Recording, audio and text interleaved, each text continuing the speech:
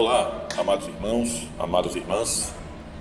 Eu sou o Obreiro de Fé e essa semana trazemos mais um vídeo muito importante de estudo bíblico sobre a vida do profeta Elias. Foi um profeta muito importante em toda a Bíblia, que foi tão importante que Jesus, crucificado, os fariseus da época, os sacerdotes da época, entenderam que ele estava chamando Elias. Elias era conhecido como o profeta do fogo. Ele era um profeta tão apaixonado por Deus, e Deus era na vida de Elias, que por onde Elias andasse, Deus estava com a mão firme sobre Elias. Mas em um episódio da caminhada belíssima de Elias, Elias recebe uma mensagem ao qual o atormentou imensamente. Elias ficou tão atormentado que ele partiu para o deserto e chegou a pedir a própria morte ao Senhor Deus. Nisso tudo, Elias se direciona para o deserto a fim de procurar um refúgio, e fugindo também de Deus, achando que Deus não encontraria Elias.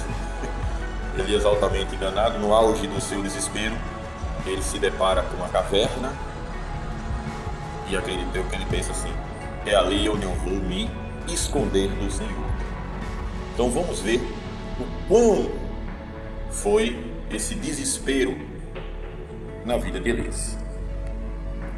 Eu sou o Obreiro de Fé e mais uma vez trazemos um vídeo estudo para vocês, amados irmãos, amadas irmãs. Então, desde já, se inscreva no canal, ative o sininho para garantir que você receba o aviso a cada vez que postarmos um vídeo novo. Então, a paz do Senhor Jesus para todos vocês. Vamos ao vídeo. Então Elias, amargurado, ele recebe um bilhete, um maldito bilhete, ou carta, da perversa, malvada, maquiavélica Jezabel. Em resumo, Jezabel foi a mulher que colocou tudo a perder nas mãos de Acabe. Acabe, naquela época, era o rei de Israel, e ele se casou com Jezabel. O próprio nome Jezabel significa filha de Baal, ou adoradora de Baal. E em seu coração perverso, ela conquistou Acabe e fez com que o rei ele mudasse completamente a direção de Deus. Acabe começou a virar as costas para Deus e começou a adorar o Deus Baal. E aí uma série de problemas começaram a vir para o povo. Então Jezabel foi o centro de toda esse episódio macabro na vida daquele povo. Tanto é que ela mandou matar todos os profetas de Deus. Ficou apenas Elias sozinho. E em um dos episódios dela, ela começou a reunir uma legião de profetas de Baal. Ao todo, ela tinha 450 profetas de Baal, mais 400 profetas de Acera ou Assira, de acordo com a tradução da sua Bíblia. Então ela tinha ali 850 homens profetas à sua disposição. Todos os profetas de Israel ela perseguiu e ela matou cruelmente, ficando apenas Elias. Mas Deus era com Elias. E em um momento Deus disse: Elias, parte para o ribeiro do Jordão, que eu trarei seca, e lá os corvos irão te alimentar, e tu beberás a água do ribeiro. E assim Elias fez. E começou a seca naquela região, tanto que Elias percebeu que o ribeiro estava secando.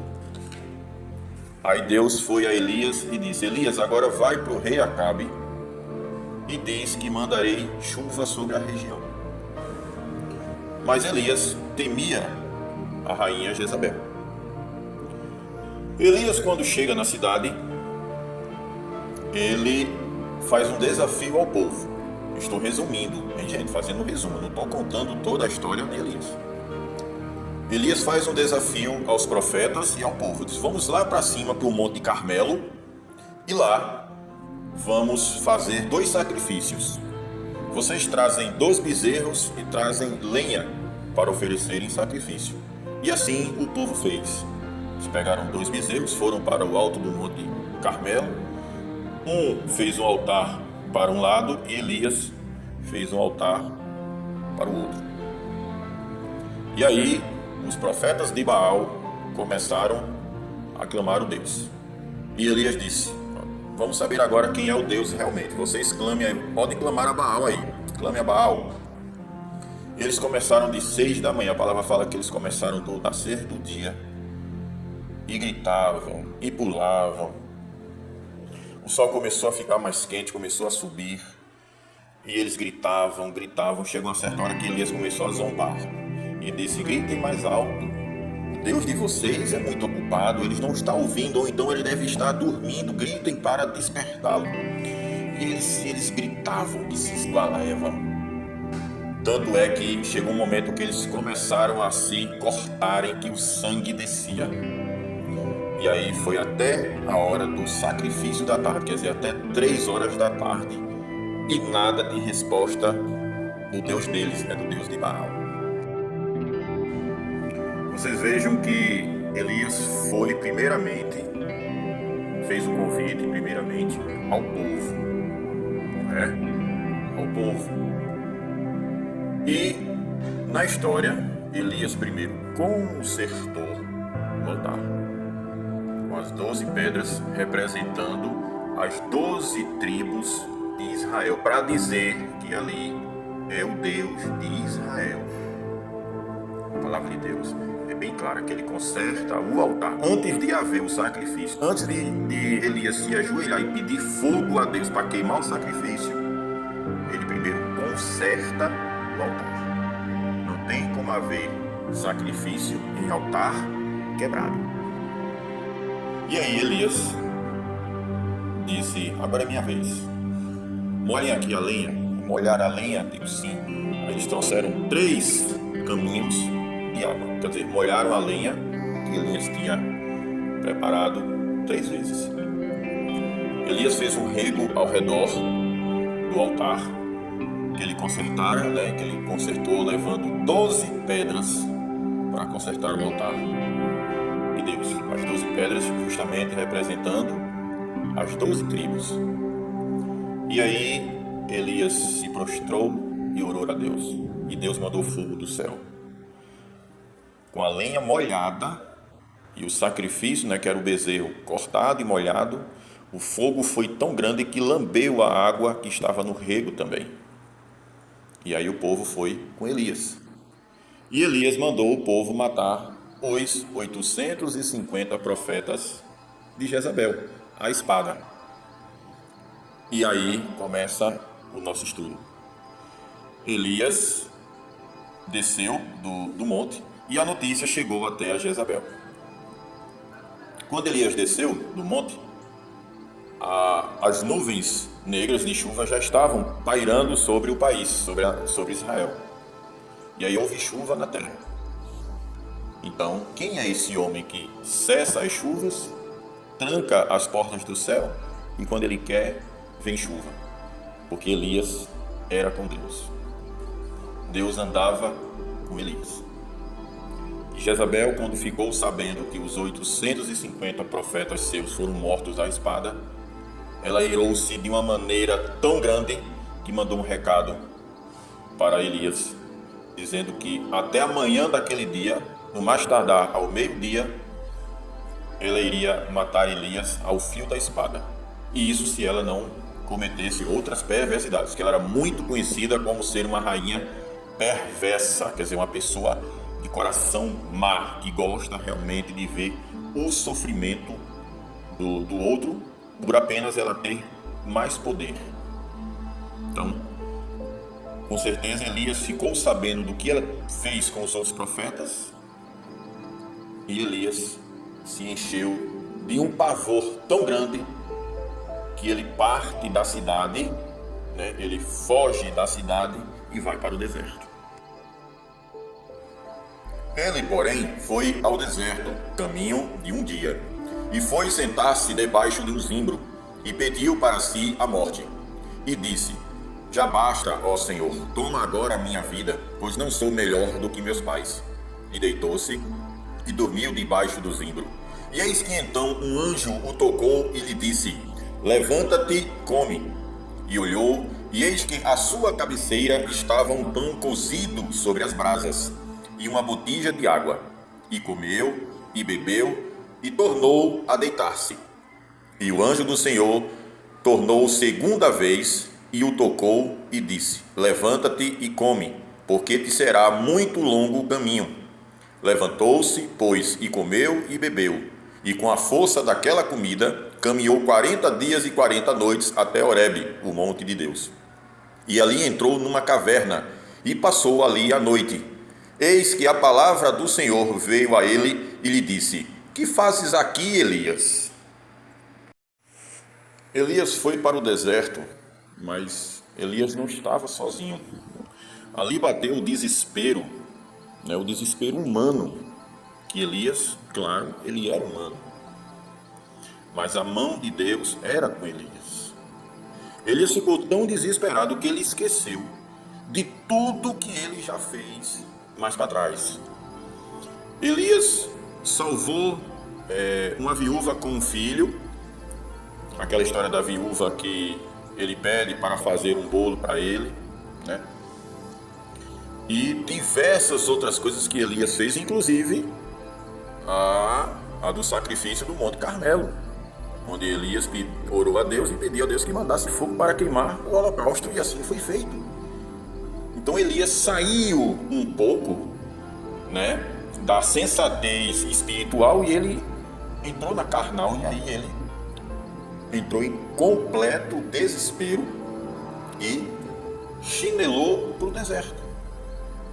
E ali ele já estava no auge, do seu cansaço físico, e quando nós estamos em cansaço físico, a mente começa também a querer tender para com que nós desista de algo, daquele objetivo. Não quero nem saber disso aí, eu estou um pouco me lixando, como nós falamos aqui, na região.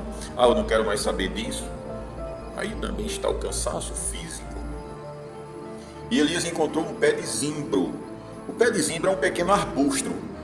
Se formos comparar aqui no Nordeste, ele é muito conhecido, ele é bem parecido com um pé de catingueira. É uma pequena árvore, que ela começa, claro, ela é pequena, mas é uma árvore que ela pode chegar a mais de 2.000 anos. Então ela pode chegar a uma árvore frondosa, uma árvore grande, que pode se fazer uma sombra enorme. Porém, nesse caso de Elias, ela não era uma árvore, eu acredito que era um pequeno arbusto, onde Elias encontrou um pequeno refúgio ali, não é? E esse pé de zimbro, ele só existe no hemisfério norte. É uma planta típica de regiões desérticas. Não tem no nosso sertão brasileiro, ela não tem. Como eu falei, ela é mais do hemisfério norte. Ela tem os frutos roxos, ela parece muito com jabuticaba, Eles são carnosos, e é uma planta que ela cheira, o seu caule e a sua casca, ela também cheira. Então ela era muito usada para perfumes. E as sementes, do zimbro, ela também é usada para fazer óleo, cremes, para a beleza. E Elias, ali, ele se acomodou, ele viu ali um pequeno refúgio de cansaço, ele se acomodou ali e disse: já basta, ó Senhor. Então a angústia de Elias estava imensa, estava muito grande. Elias estava muito amargurado, né? Com muito medo, e fez com que ele parasse ali. Tanto que ele diz assim: toma agora minha vida, ó Senhor. Elias queria desistir, pedindo para que o seu espírito já voltasse para Deus, né? Retornasse a Deus. Nosso espírito é o fôlego de vida, não é verdade? E a fé de Elias já tinha se acabado, já tinha ido para o deserto sozinho. Então houve um grande desânimo na fé de Elias. E como eu falei inicialmente, ele esqueceu de tudo aquilo que ele já tinha operado na vida de muitos, na vida do povo de Israel. Ele ficou com tanto medo que ele esqueceu que Deus era com ele. Tanto que ele diz assim: pois eu não sou melhor do que meus pais. Na Bíblia não menciona a origem do profeta Elias, tá? Nós não sabemos a origem do profeta Elias. Então ele já começa, a Elias já vem já do capítulo 17 em diante. Ele já começa dali, né? E não diz a origem, né? A árvore genealógica de Elias. Mas um grande profeta que Elias foi, como também ao nosso Salvador Jesus Cristo. Jesus Cristo também ele era um profeta. Jesus, né, nesse mundo, ele foi rei, ele foi profeta e ele foi sacerdote. Elias foi apenas um profeta, como está escrito no livro de Reis. E Jesus, que ele era um profeta, está escrito em João 4,19, quando ele se encontra com a samaritana. E ambos os dois, tanto Elias como Jesus, eles passaram 40 dias e 40 noites no deserto, jejuando. E Elias foi o único homem da Bíblia a retornar para o Monte Sinai, para o Monte Horebe. O primeiro foi Moisés, e Elias foi o segundo, mas nenhum outro retornou ao monte, a não ser os dois, a não ser Moisés, né, e Elias, mas nenhum outro foi ao monte, né, conhecido como Monte de Deus. E Elias também caminhou no deserto 40 dias e 40 noites como Jesus, como também o dilúvio foi 40 dias, né, foram 40 dias e 40 noites. Olha que interessante, não é? Então ali naquela angústia, naquele pé de zimbro, Deus envia um anjo para socorrer Elias. Anjo significa mensageiro. Então no caso, um mensageiro de Deus. Bem, Jezabel não tinha enviado um mensageiro para avisar Elias, mas o Senhor, que é Deus e é sempre conosco, envia também um mensageiro, só que um mensageiro de verdade, um mensageiro celestial para levantar Elias. E assim como se segue nos dias de hoje, né, amados? Deus sempre está em nosso alcance, ao nosso socorro. Ele está sempre pronto a nos socorrer. Ele sempre está enviando milhares de anjos a nos levantar diante de nossas tribulações. E diz: eu sou contigo, eu sou contigo. Assim é o nosso Deus. E vejam que o anjo deixa um pão cozido na brasa. O pão aqui representa, amado, o teu ânimo, a tua força, o teu alimento espiritual, o restaurador das tuas forças. Então, todas as vezes em que estamos atribulados, pega um pão, procura o alimento espiritual, procura o teu alimento espiritual. Deus sempre nos envia um pão cozido, sempre. Mas na maioria das vezes nós não conseguimos entender que aquele pão é o teu restaurar as tuas forças. Mas Ele envia. Então nos cabe ter um pouco mais de discernimento da palavra e de entendimento para com que nós entendamos que aquele pão é para nos revigorar naquela tribulação. E a botija de água é o refrigério da alma, é o elixir da vida em todo o lugar todo canto do universo. Sem água não há vida. E quem é a vida? Nosso Salvador Jesus Cristo. Quando o soldado feriu nosso Senhor na altura do peito, pegando ali na costela, não saiu sangue, saiu água. Então, água, a botija de água é a vida, é o teu elixir. Olha que interessante, o pão e uma botija de água que o anjo deixou para Elias.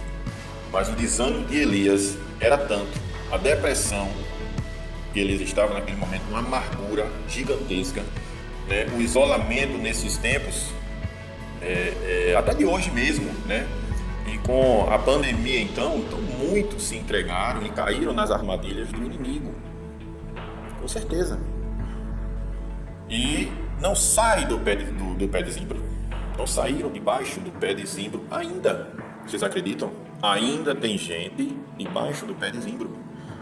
Levanta-te, homem, levanta-te, mulher. Deus está te mandando um pão cozido nas brasas e uma botija de água, o elixir da vida. Então, amado, Deus não desiste de você. Ele envia o anjo pela segunda vez a Elias. Ele ia enviar quantas vezes fosse preciso, ele sabe. Pois ele quer te ver de pé, firme e forte e de postura alta. As batalhas são constantes, as batalhas são diárias, a caminhada não é simples nem é fácil. O inimigo investe mesmo naquele que Deus tem planos, e Deus tem um plano na tua vida. Mas a palavra diz: resiste ao diabo e ele fugirá de vós. E a palavra de Deus diz no versículo 8 que levantou-se e comeu e bebeu, e com a força daquela comida caminhou 40 dias e 40 noites até o Horebe. E chegando lá, ele avistou uma caverna e adentrou para dentro. E aí veio a palavra de Deus: o que fazes aqui, Elias? Olha que tremendo. Ele achando que ia se esconder do nosso Senhor, Elias vai para o interior de uma caverna. Então eu posso entender que Elias passou. E muitas vezes nós queremos encontrar uma caverna, nós queremos ficar lá dentro da caverna. Não quero falar com ninguém, eu não quero ver ninguém, eu não quero estar com ninguém. Acontece. Não vou dizer que isso é impossível acontecer. Aconteceu com Elias. Imagine conosco. Elias é um profeta de Deus. De lá para cá, a fé humana desabou de uma maneira tal que eu tenho essa compreensão, que nós somos muito pequenos em comparação a Elias. E como diz Tiago 5, versículo 17, Elias era um homem sujeito às mesmas paixões que nós. E orando pediu que não chovesse, e por 3 anos e 6 meses não choveu sobre a terra. Então, amados, aqui o apóstolo Tiago, ele menciona que Elias era um homem sujeito às mesmas paixões do que nós, como eu e como você. Então, o que ele quis dizer que nós podemos sofrer as mesmas compaixões, os mesmos sentimentos que Elias sofreu, como também, se nós andarmos reto perante ao nosso Criador, perante a Deus, nós também podemos ter a mesma fé e o mesmo poder que Elias teve em sua época. E Elias entrou nessa depressão, entrou nessa caverna. Toda caverna, você sabe que geralmente é úmida, tem perigos lá dentro, tem insetos que vivem dentro da caverna, tem répteis, podem ter répteis. E Elias procurou ali a sua caverna para se refugiar. Isso acontece também, irmãos, veja só. E muitas vezes nós vamos para o culto, nós vamos nos alimentar da palavra, entramos em comunhão, mas da porta para fora tudo volta a ficar escuro novamente. E aí voltamos a ficar cegos de novo. ficamos paralisados. Parece que a comida pesou, ou ela não fez efeito. Do que a gente se alimentamos do culto, aquela comida parece que não fez efeito e a gente não consegue sair da caverna. Não é verdade? Mas Deus, Ele não desiste de você. Deus não desiste, jamais Ele desiste dos seus. Ele vem até você, Ele te capacita, Ele te envia alguém, e até nós podemos chamar de anjo, alguém que eu falo uma pessoa humana, tá? Ele te envia uma pessoa, aquela pessoa quando vai falar com você, não é ela que fala, é Deus que coloca palavras na boca daquela pessoa para te levantar, para te encher de ânimo novamente, para você despertar e prosseguir. Tem várias formas que Deus age, foi como eu falei um pouco mais atrás. Nós é que temos que ter o discernimento para entender o trabalhar de Deus na tua vida. Tem coisas, amados, que você está num lugar, você está lá quietinho, e o inimigo usa uma outra criatura para ir até você somente para te perturbar. Você sabia disso? É desse jeito. Foi o que Jezabel fez. Ela mandava, ela não ia, ela mandava. Elias estava no canto dele lá, inclusive tinha feito um excelente milagre, mas por raiva, você vai lá, entrega isso aqui a ele, ou então tu diz assim no ouvido dele para ele ficar atormentado, maluco. E o inimigo age desse jeito até hoje com os santos. Ele manda os pequenininhos, vai lá e cutuca, fala assim, cochicha no ouvido dele para tirar o equilíbrio dele, para tirar a razão dele, para desequilibrar emocional. Então, quando você quebra o equilíbrio emocional, o teu espiritual também é abalado. Então, quanto a isso, nós temos que vigiar. E é exatamente isso que ele quer. Ele chega no seu ouvido e diz: não, meu irmão, orar para quê? Tu tá pensando que ele vai te ouvir? Não é isso que às vezes nós pensamos? De madrugada, pela manhã, na tarde, deixe de ser besta, que ele não vai te ouvir não, você é pequeno. É desse jeito. Quem é você? Você está desempregado. Você está desempregado, não adianta nem orar nisso não, que ele tem milhões para atender e tu está lá num dos últimos. Deus não vai te escutar. É assim que ele age. É assim. Quando tu estás desempregado, teu lar vai ficar em ruínas, teu lar vai desabar, tua mulher vai ficar te cobrando, teus filhos vão ficar derrubados. Ele já está, meu irmão, ele já está arruinado. Satanás já está arruinado e quer levar você junto. Ele já está ferrado. Ele sabe para onde ele vai. Então, quanto mais pessoas ele conseguir arrastar com ele, ele vai tentar. Ele só veio para matar, roubar e destruir. Mas a partir de agora, lembre-se hoje, nesse momento, ele já está derrotado no nome de Jesus. Porque foi para isso que Deus enviou seu Filho amado, para nos libertar, nos dar coragem, nos dar entendimento, nos dar ânimo, crer na nossa fé, crer nele, para que nós sejamos salvos e derrotado o inimigo já está. Amém, meu irmão? É desse jeito que nós temos que crer que Jesus vai voltar. Jesus já pisou na cabeça da serpente, porque a vitória de Jesus foi lá na cruz. A cruz é a vitória, onde ele disse assim: está consumado, que em grego é tetelestai, está pago, não devo nada, está pago. O que aquele primeiro lá, Adão, não conseguiu fazer, eu consegui fazer. Ali Satanás foi derrotado. Derrotado. Alegre-se, meu irmão. Alegre-se, minha irmã. Deus é contigo na tua vida. Sai dessa caverna. Olha o que Deus está dizendo para você. O que estás fazendo aqui, Elias? Sai dessa caverna, Elias. Tu tem muita coisa para fazer, meu irmão. Deus tem um plano na tua vida. Saia dessa caverna, irmão.